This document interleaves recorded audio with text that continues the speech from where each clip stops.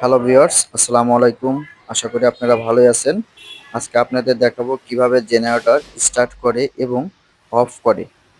আমার এই ভিডিওটা যদি আপনাদের কাছে ভালো লেগে থাকে এবং কোনো উপকার হয়ে থাকে, তাহলে আমার এই চ্যানেলটাকে সাবস্ক্রাইব করবেন এবং পাশে থাকা বেল আইকনটি বাজিয়ে রাখবেন এবং কমেন্টের মাধ্যমে জানিয়ে দিবেন। চলেন তাহলে ভিডিওটা শুরু করা যাক।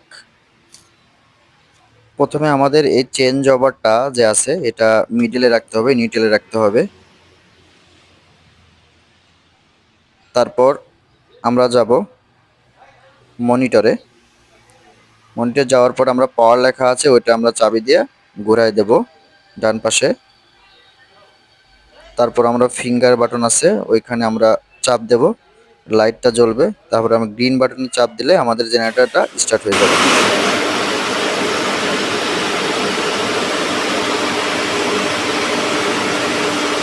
তারপর যে আমরা নিউট্রালে রাখছিলাম চেঞ্জ ওভারটা, ওইটা আমরা সম্পূর্ণ নিচে নামাই দিলে আমাদের জেনারেটরের লাইনটা পাবে। সম্পূর্ণ নিচে নামাই দিতে হবে।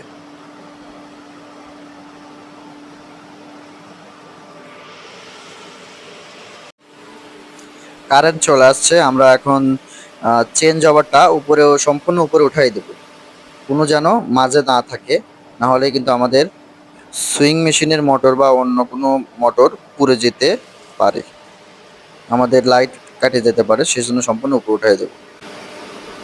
এই লাল বাটন দিয়ে আমাদের অফ করতে হয়, চাপ দিতে হবে, চাপ দিয়ে লাইট জ্বলবে, আমাদের জেনারেটরটা অফ হয়ে গেছে। তারপর আমাদের যে চাবি পাওয়ার লেখা, এই চাবিটা ঘুরাইলে আমাদের জেনারেটর সবকিছু অফ হয়ে যাবে।